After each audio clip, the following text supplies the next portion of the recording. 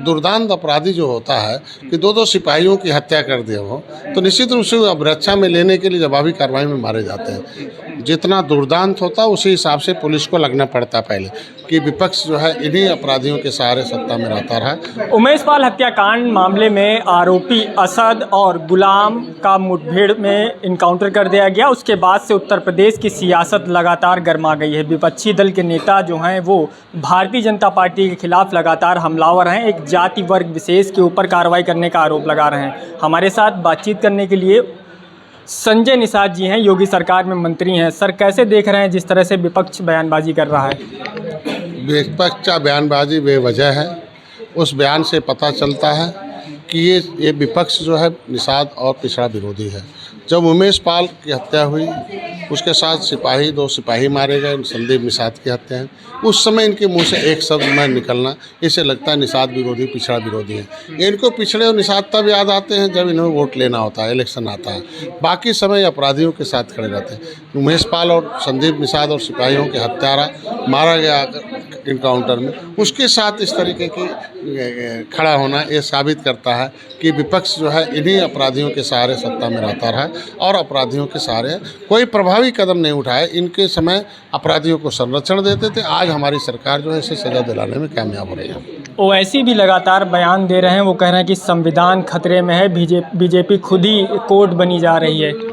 देखिए, इनके समय जनता खतरे में थी, अब जनता खुश महसूस कर रही है। इसीलिए लगातार 2014 से लेकर केंद्र में हमारी सरकार दे रही है। उत्तर प्रदेश में 47 बार देखो, इन्हें हटाओ इन्हें लाओ, दोबारा हमें अवसर दिया है इसी गुड गवर्नेंस की कि हम जनता के साथ हैं। ये सारे जितने विपक्षी हैं ये जनता के नहीं, ये अपराधियों के साथ थे, एक विशेष वर्ग के साथ थे।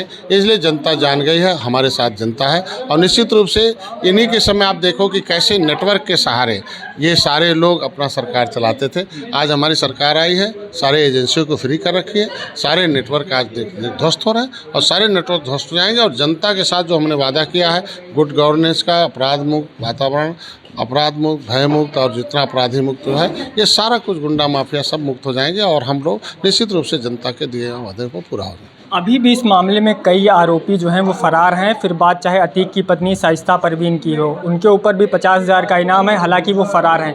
क्या लगता है कि जो लोग फरार हैं इस पूरे घटनाक्रम में, उनके खिलाफ भी क्या आने वाले दिनों में इसी तरह की कार्रवाई हो सकती है? देखिए, हमारी सरकार है, हम लोग जैसा अतीक को आपने देखा होगा जेलों के सलाखों में, हम चाहते हैं कि ये सारे लोग जेलों के सलाखे में हों। लेकिन दुर्दांत अपराधी जो होता है कि दो सिपाहियों की हत्या कर दिया हो, तो निश्चित रूप से अब रक्षा में लेने के लिए जवाबी कार्रवाई में मारे जाते हैं। तो आज के दिन में तो STF को और हम अपने DSP को, अपनी सरकार, मुख्यमंत्री को धन्यवाद दूंगा कि निश्चित रूप से जो संरक्षण पाने वाले अपराधी हैं वो आज के दिन में सज़ा मिल रहा है। आज के दिन में जितने भी ऐसे नहीं, सभी इस तरीके के जो केस हैं प्रदेश में, जहाँ इस तरह के गुंडे माफिया हैं और उनके खिलाफ प्रभावी कदम हमारी सरकार उठा रही है और निश्चित रूप से प्रभावी कदम उठाकर उन्हें जेल के सलाखों में रखेगा। विपक्ष कह रहा है कि नगर निकाय चुनाव है, ऐसे में ध्रुवीकरण की राजनीति सत्ता पक्ष के द्वारा की जा रही है।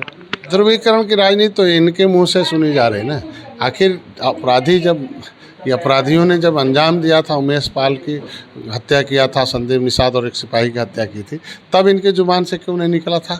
तब तो उनको बोलना चाहिए था ना कि हम पिछड़ों के हत्यारों को सज़ा मिलना चाहिए, हम पिछड़ों के साथ, हम निषादों के साथ हैं। तब तो नहीं बोला। आज एक वर्ग का हत्यारा मारा गया है, तो अब सोच लीजिए कि उस हत्यारे के साथ खड़े हैं और उसके लिए कह रहे हैं कि तमाम तरह के बयानबाजी दोनों सपा और बसपा कर रहे थे। इससे मतलब लगता है कि तुष्टीकरण की राजनीति लोग करते हैं। अच्छा, कानपुर में माँ बेटी की जलकर मौत हुई थी, अतिक्रमण हटाने गई थी टीम, उसके बाद उन दोनों की मौत हो गई थी। सपा ने भी ये सवाल उठाया था सत्ता पक्ष के ऊपर कि वो संबंधित अधिकारियों के खिलाफ कार्रवाई नहीं कर रही। अभी भी वो मुद्दा उसी मुद्दे पर बरकरार हैं। आप कैसे देख रहे हैं? आपने देखा होगा कि मैं तो मुख्यमंत्री को धन्यवाद दूंगा, कोई मामला संज्ञान में आता है उस पर जांच कराते हैं और जांच में जितना बड़ा कोई दोषी हो उतनी बड़ी कार्रवाई करते हैं। कितना बड़ा रसूखदार होता है, निश्चित रूप से उसके खिलाफ कार्रवाई हो। जांच चल रहा है और जांच में जैसा होगा कड़े से कड़े कार्रवाई जो भी उसमें शामिल होगा उसके खिलाफ होगी।